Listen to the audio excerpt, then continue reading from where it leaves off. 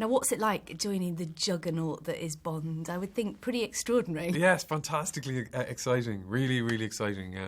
We're having a great old time, and it's lovely that what I'm so pleased about is that the film is so good, because I would have had to do this even if it was terrible.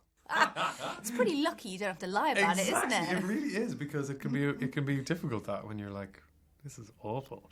No, but the film is really extraordinary, and the critics have just gone nuts for it, which is brilliant. But I think it's for the audience, and I think they really are. I watched it yesterday, and I was totally blown away by it, because one of the pleasures of being in a kind of an ensemble cast like this is that there's big sections of it that you're not in, because they go to different storylines at different times. And I was really blown away by some of the set pieces and some of the performances and stuff.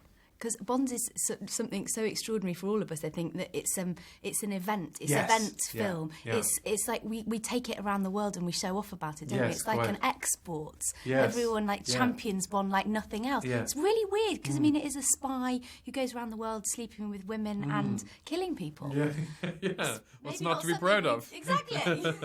Yeah, it's just it's part of the culture, isn't it now? And I think that's it's nice to have film tradition. I think that's really, really important, because it's hard to build that up. Yeah, very difficult. And it's very important that it's kept relevant. And so I really like the idea that some of the storyline that I'm involved in the film is about surveillance and technology, and how we use technology for either good or for bad, and what we do to hold on to our privacy, I think is so pertinent, and I think it should be applauded that it's that the guys have included that in the story.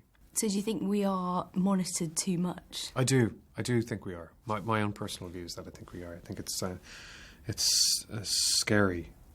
I think it's very important that we are at least given the option to opt out if we want. I think people don't read the terms and conditions of things, because who would read a 16-page treaty on terms and conditions for joining having a mobile phone or whatever? We're fighting a losing battle. So I think it's to be held onto. The other thing you mentioned there was the fact that Bond stays relevant, and that's probably, I would think, one of the reasons it's continued for so long, because it keeps reinventing itself. Yes. I mean, in the future, can you see Bond going even further? Could he be a she? Could he be a black actor? Yeah. I think it's very important that you don't play black and you don't play female. That's what a female Bond doesn't. You can't act being a woman. You can't act being black. You can't act being gay.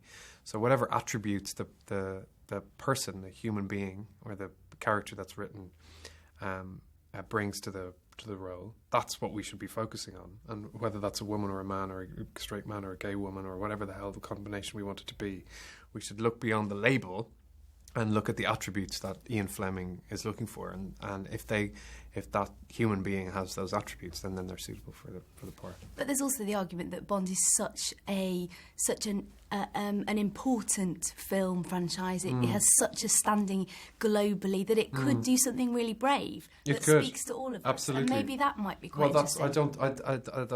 With those things in mind, I think that's absolutely the reason why. But it's important to hold on to.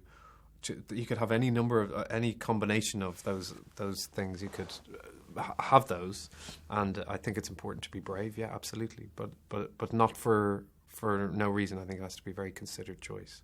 Might be a bit much having all of them in together. Might be. May as I say, those things aren't attributes. They're just facts. You know what I mean? So.